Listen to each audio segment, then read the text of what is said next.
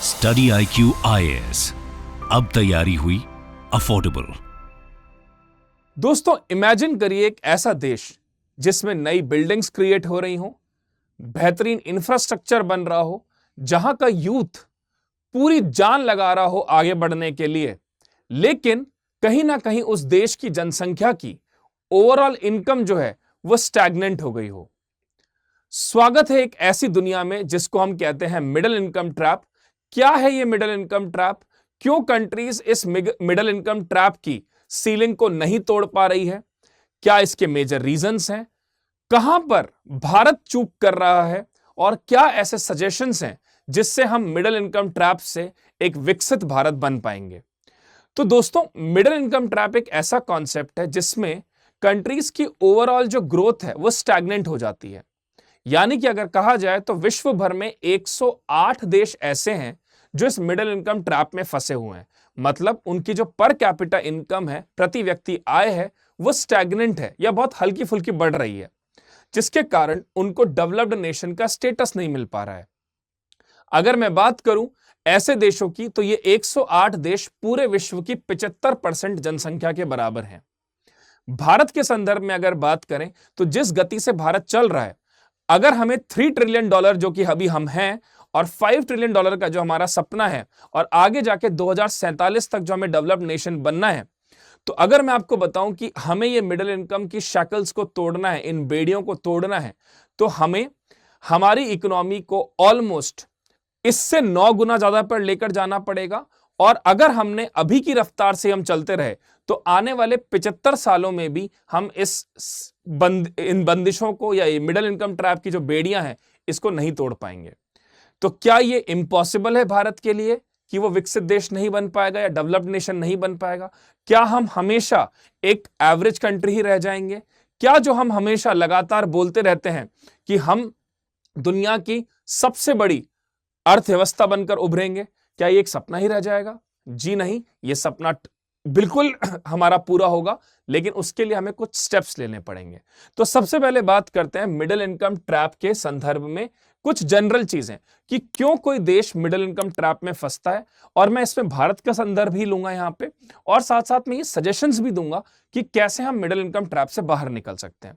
तो देखिए, middle income trap के संदर्भ में मैंने आपको बताया एक ऐसी परिस्थिति जहां पर कोई इकोनॉमी की ग्रोथ स्टैग्नेंट हो गई हो, जहां पर वो लगातार कोशिश कर रही हो इन हाई इनकम ग्रोथ में जाने के लिए, लेकिन वो टारगेट को अचीव नहीं कर पा रही हो। तो अगर हम ओवरऑल बात करें तो इंडिया के कंटेक्स्ट में if you will talk about, तो 3 ट्रिलियन इकोनॉमी से अगर हमें मिडिल इनकम की शैकल्स को तोड़ना है तो लगभग 9 टाइम्स 9 गुना ज्यादा हमें एक तो इकोनॉमी को बनाना पड़ेगा, और जो पर कैपिटा इनकम है हमारी, जो कि इस समय $2400 पे है, उसे हमें $19,000 पे लेके जाना पड़ेगा। तो ये नामुमकिन नहीं है, लेकिन बहुत ज्यादा परिश्रम, बहुत ज्यादा मेहनत लगेगी इस टारगेट को अचीव करने में। दूसरी इंपॉर्टेंट चीज, अगर हमें मिडिल इनकम ट्रैप को तोड़ना है तो कहीं ना कहीं हमें 3I पे काम करना पड़ेगा। इन्वेस्टमेंट, लगातार हमें इन्वेस्टमेंट करना होगा, और वो इन्वेस्टमेंट कैपिटल इंटेंसिव सेक्टर में या कैपिटल एक्सपेंडिचर के फॉर्म में करना होगा, जो लॉन्ग टर्म में हमें ग्रोथ दे, जो लॉन्ग टर्म में हमारे लिए एसेट क्रिएट करे।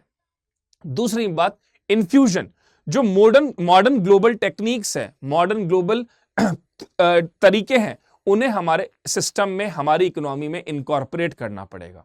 और तीसरा, इनोवेशन, लगातार इनोवेशन हमें करना पड़ेगा। हम एक outdated theory, outdated technology, outdated mindset, outdated education system के साथ आगे नहीं बढ़ सकते। तो इस 3I पे हमें पहले फोकस करना होगा, जिसमें इन्वेस्टमेंट, इन्फ्यूजन और इनोवेशन, ये सबसे पहले जरूरी है अगर हमें इन बेड़ियों को तोड़ना है मिडिल इनकम वाली।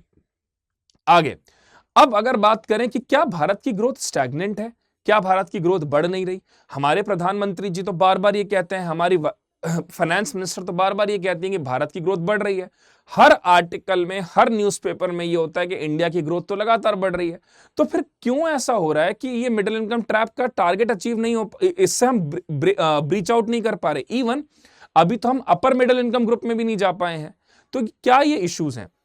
तो देखिए, इसका सबसे बड़ी प्रॉब्लम यह है कि भारत की जो 40% वेल्थ है, जितनी वेल्थ भारत में क्रिएट होती है, उसकी जो 40% वेल्थ है वो सिर्फ 1% लोगों की जेब में जाती है। वहीं जो 3% भारत की वेल्थ है वो भारत की 50% जनसंख्या में जाती है। तो इनइक्वालिटी हमारे यहां बहुत है, अमीर और अमीर होता जा रहा है। आप अगर देखें, जो लग्जरियस गाड़ियां हैं, थार हैं या मर्सिडीज हैं या फिर बीएमडब्ल्यू की गाड़ियां, इनकी वेटिंग बहुत लंबी चल रही है। वहीं जो अनएम्प्लॉयमेंट है, वो हिडन अनएम्प्लॉयमेंट इतना बढ़ता जा रहा है कि आम आदमी के पास में रोटी खाने के पैसे तक नहीं है। तो ये इनकम इनइक्वालिटी जो है, ये एक बहुत बड़ी प्रॉब्लम है हमारे देश में, जिसकी वजह से हम एक इंक्लूसिव ग्रोथ को अचीव नहीं कर पाते। इंक्लूसिव ग्रोथ जो है, उसका एक कॉन्सेप्ट समझ में आना चाहिए आपको। इंक्लूसिव ग्रोथ का फोकस ही होता है प्रो पुअर ग्रोथ, एक ऐसी ग्रोथ जो बैलेंस्ड ग्रोथ की बात करे, एक ऐसी ग्रोथ जो होलिस्टिक डेवलपमेंट की बात करे। तो यहां पर भी कहीं ना कहीं एक बहुत बड़ी कमी है, जिसकी वजह से जो ये इनकम इनइक्वालिटी है, ये हमारी कंट्री में बहुत ज्यादा प्रिवेल करती है। अगला जो पॉइंट है वो है एग्रीकल्चर। अब आप ये देखिए, 240 मिलियन पीपल आज भी भारत के एग्रीकल्चर में इन्वॉल्व हैं।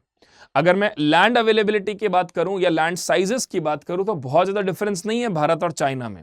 लेकिन दिक्कत क्या है कि एग्रीकल्चर सेक्टर में प्रॉब्लम्स बहुत ज्यादा हैं। जैसे एक तो डिस्गाइज अनएम्प्लॉयमेंट, प्रच्छन्न बेरोजगारी। दूसरी बहुत बड़ी प्रॉब्लम हमारे एग्रीकल्चर में क्या है कि हमारे यहाँ पे फर्टिलाइजर्स का इस्तेमाल बहुत ज्यादा होता है। तीसरी बड़ी प्रॉब्लम क्या है कि एग्रीकल्चर में रिसर्च एंड डेवलपमेंट उस स्तर पर नहीं किया जा रहा।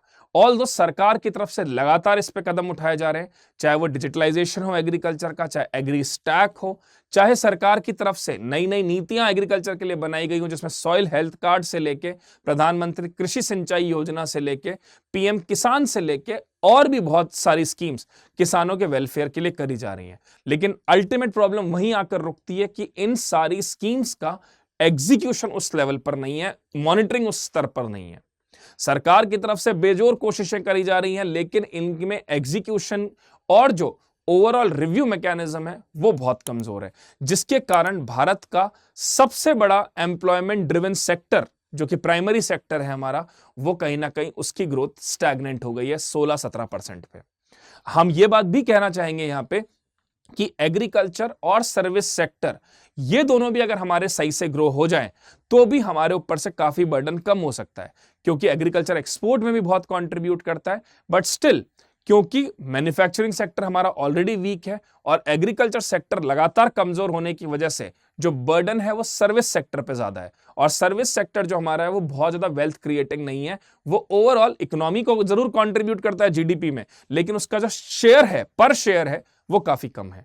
तो इसलिए हमें एग्रीकल्चरल डेवलपमेंट पर भी यहां पर ध्यान देना होगा। नेक्स्ट, अब एक बहुत इंपॉर्टेंट चीज आती है, वो है स्किल की शॉर्टेज। देखिए, अगर मैं आपसे कहूं कि भारत के एजुकेशन सिस्टम की अगर मैं बात करूं, तो एजुकेशन सिस्टम में बहुत नेसेसरी है कि हमें बेसिक नॉलेज होनी चाहिए। लेकिन दोस्तों, क्यों चाइना को इतना एज मिलता है हमारे ऊपर? दो विद्यार्थी हैं, एक भारत का एक चाइना का। हो सकता है भारत के विद्यार्थी की परसेंटेज 90-95 हो, चाइना के विद्यार्थी की परसेंटेज वही 70-75-80 हो, लेकिन चाइना में बच्चे को शुरुआत से ही practical exposure, practical training, vocational education पर बहुत ध्यान दिया जाता है। वहीं जो भारत की एजुकेशन सिस्टम है, वहां पर रटन विद्या बहुत चलती है। यही कारण है कि हमारे यहाँ पे पहले तो ग्रॉस एनरोलमेंट रेशियो ही बहुत कम है, और दूसरा, हमारे यहाँ थ्योरेटिकल नॉलेज पे बहुत काम होता है, प्रैक्टिकल नॉलेज पे किसी भी तरह का बहुत ज्यादा फोकस नहीं है। तो जब वो बच्चा बाहर जाता है या बाहर की कंपनियां यहाँ आती है, तो जब वो उसके एक्सपीरियंस की बात करती है या उसकी ट्रेनिंग या उसके ओवरऑल एक्सपीरियंस पे, या उससे ये पूछते हैं कि भैया आपने कितना आपको प्रैक्टिकल एक्सपोजर है, तो वहां पर वो बच्चा चाइना के बच्चे के कंपैरिजन में वीक साबित होता है। तो अगर आप ओवरऑल एजुकेशन लेवल भी देखें, तो 25% जो इंडिया का लेबर फोर्स है वो लिटरेट ही नहीं है। साथ साथ में 52% have only studied up to standard 11th और 12th। इनफॉर्मल एम्प्लॉयमेंट की बात करें तो 55% भारतीय वर्कफोर्स सेल्फ एम्प्लॉयड है, जिसमें से 22% वर्कफोर्स जो है वो बहुत ही डे टू डे वर्क के ऊपर एंगेज्ड है। इसमें भी भारत ने लगातार स्टेप्स लिए हैं। प्रधानमंत्री कौशल विकास योजना हो, पीएम इंटर्नशिप स्कीम जो हाल फिलहाल में लॉन्च करी गई है, ये सारी चीजें भी भारत की तरफ से करी जा रही है। लेकिन अभी प्रयास लगातार करने होंगे। अभी के प्रयास हमें आगे जरूर बढ़ा सकते हैं, लेकिन अगर हमें उस सीलिंग को, उस छत को तोड़ना है मिडिल इनकम की, तो हमें स्टेप्स ऑलमोस्ट डबल करने पड़ेंगे अभी के लेवल पे। आगे बात करें लो लेबर फोर्स पार्टिसिपेशन। अब देखिए ये चीज पूरी दुनिया भर में एक्सेप्टेबल है, पूरी दुनिया इस बात को मान चुकी है कि अगर मेल फीमेल में इक्वालिटी नहीं रखी गई या मेल फीमेल में इनइक्वालिटी लगातार बढ़ती गई तो उस देश का विकसित होना नामुमकिन है। अब अगर आप लेबर फोर्स पार्टिसिपेशन में रेट देखें तो भारत में लेबर फोर्स पार्टिसिपेशन रेट 58% है, जिसमें फीमेल लेबर फोर्स पार्टिसिपेशन सिर्फ 37% है। तो आप ये सोचिए कि भारत की एक बहुत बड़ी जो जेंडर है वो तो डायरेक्ट एम्प्लॉयमेंट में एसोसिएटेड ही नहीं है, वो उन कामों में एसोसिएट है जो कि जीडीपी में शामिल तक नहीं होती। इवन अगर हम केयर इकोनॉमी को हमारी जीडीपी में जोड़ लें तो 15 से 17% तक होती है, बट क्योंकि केयर इकोनॉमी का वो हिस्सा ही नहीं है, इस कारण केयर इकोनॉमी का जो पार्ट है जीडीपी का हिस्सा ही नहीं है, इसके कारण बहुत सारी फीमेल्स जो है लेबर फोर्स पार्टिसिपेशन से बाहर हो जाती हैं। वहीं अगर आप चाइना को देखें तो उनका लेबर फोर्स पार्टिसिपेशन रेट 67% का है, जिसमें विमेंस का कंट्रीब्यूशन ऑलमोस्ट 61% है। तो गाइस देखिए कितना ज्यादा ये फर्क क्रिएट कर रहा है, कितना ज्यादा ये डिवीजन क्रिएट कर रहा है। तो जितना ज्यादा strong labour force participation rate होगा, इकोनॉमी के बढ़ने की संभावना भी उतनी ही होगी। फिर बात करते हैं एक्सटर्नल डेट की।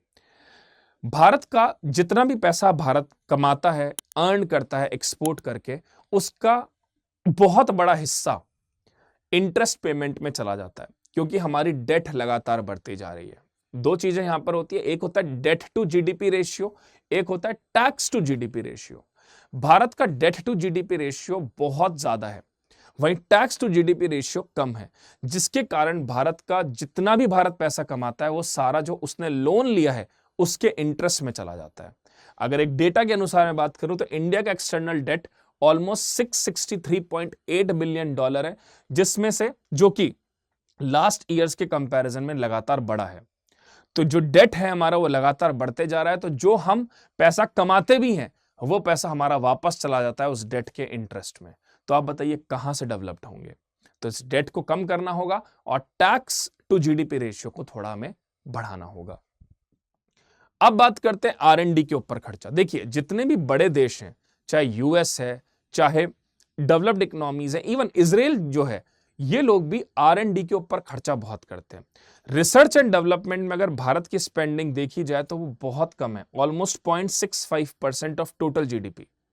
वहीं आप अमेरिका की देखिए 2.9, इजराइल की देखिए 4.5। तो अगर आप R&D पे खर्चा कम करोगे तो आप नई इनोवेशन कैसे लाओगे, नई तकनीकें कैसे डेवलप करोगे, चाहे वो एग्रीकल्चर के लिए हो, चाहे वो मैन्युफैक्चरिंग के लिए हो, चाहे वो सर्विस सेक्टर के लिए हो।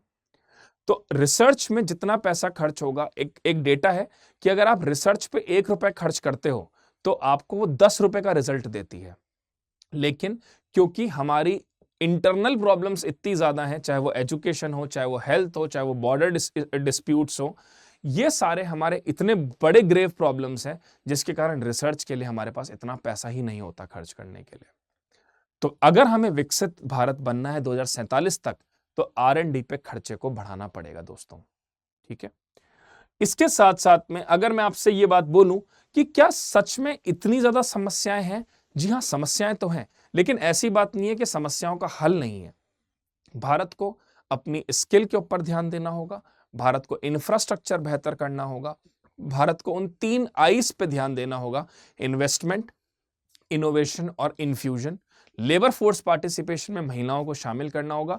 और मेरे को पूरा भरोसा है कि जो करंट सरकार है, जो प्रेजेंट गवर्नमेंट है, वो बहुत अच्छा काम कर रही है इस डायरेक्शन में, लेकिन अभी प्रयास और करने होंगे। दोस्तों एक इंपॉर्टेंट इंफॉर्मेशन आप सबके लिए, हाँ, स्टडी IQ आपके लिए लेकर आया फाउंडेशन बैच फॉर प्रीलिम्स 2025। अगर आपका अटेम्प्ट 2025 में अगर आप प्रीलिम्स देना चाहते हैं तो दोस्तों ये बैच आपके लिए। ये बैच हमारा 15 नवंबर से शुरू हो रहा है शाम को 5 बजे, जिसमें 200 आवर्स प्लस की live classes, 1-to-1 doubt solving, mentorship, हर क्लास के बाद टेस्ट और ऑल इंडिया ओपन टेस्ट, साथ साथ में आपको स्टैटिक, करंट और एनसीईआरटी का टोटल कवरेज इस पूरे कोर्स में मिलेगा, जिसकी फीस सिर्फ 5999 है if you people use my coupon code. अगर आप मेरे कूपन कोड का इस्तेमाल करते हैं दैट इज SBS लाइफ, तो ये कोर्स पूरा आपको सिर्फ और सिर्फ 5999 में अवेलेबल हो जाएगा। साथ साथ में एक और इंपॉर्टेंट चीज, अगर आपका अटेम्प्ट 2026 में है और आप फाउंडेशन की तैयारी पूरी तरह से प्रीलिम्स से इंटरव्यू तक की करना चाहते हैं तो ज्वाइन करिए हमारे इस बैच को। यह बैच हमारा शाम को 6 बजे चालू हुआ है कल से, और इस बैच की फीस जो है वो है 28,999। इस बैच की जो लास्ट डेट है एडमिशन की, जिसमें आपको इस फीस पर यह चीज मिल जाएगी, दैट इज ऑन 15 नवंबर। इसमें 1000 आवर्स प्लस की live classes, answer writing, doubt solving, mentorship, 1-to-1 discussion, ये सब चीजें इसमें अवेलेबल हैं if you people use my code that is SBS life. एक और बहुत इंपॉर्टेंट इंफॉर्मेशन दोस्तों आप सबके लिए, अगर आप सब इकोनॉमी के बेसिक्स को समझना चाहते हैं, इकोनॉमी के बेसिक्स आपको टफ लगते हैं, आपको इकोनॉमी के बेसिक्स बिल्कुल भी क्लियर नहीं है, तो मिलिए मुझसे शाम को मंडे टू सैटरडे इसी चैनल पे शाम को 7 बजे रमेश सिंह सीरीज में, जिसमें मैं स्टैटिक पार्ट पूरे इकोनॉमी का बहुत ही डिटेल वाइज चैप्टर वाइज करवाता हूं रमेश सिंह बुक से। साथ साथ में अगर आपको इकोनॉमी के करंट अफेयर्स समझने हैं, जानने हैं, तो डेली दिन में 2:30 बजे मेरे साथ जुड़िए Monday to Saturday same channel पर, जिसमें हम इकोनॉमी के करंट अफेयर्स को डिस्कस करते हैं हिंदू और इंडियन एक्सप्रेस के। उम्मीद करता हूं दोस्तों आपको ये क्लास अच्छी लगी होगी, और मुझे कमेंट में जरूर लिख के बताइए कि क्या भारत मिडिल इनकम ट्रैप की समस्या से निजात पा सकता है, क्या भारत मिडिल इनकम ट्रैप को तोड़ सकता है। और इस पे हम लोग टेलीग्राम पे भी जरूर चर्चा करेंगे, टेलीग्राम पे भी डिस्कशन करेंगे। आप मुझसे टेलीग्राम पे जुड़ सकते हैं इस टेलीग्राम आईडी के थ्रू और इंस्टा आईडी के थ्रू। तो दोस्तों कमेंट में जरूर बताइएगा कि वीडियो कैसा लगा, और यह भी बताइएगा क्या भारत मिडिल इनकम की बेड़ियों को तोड़ेगा या नहीं। Thank you so much guys, that's all from my side. Study IQ IAS, अब तैयारी हुई अफोर्डेबल।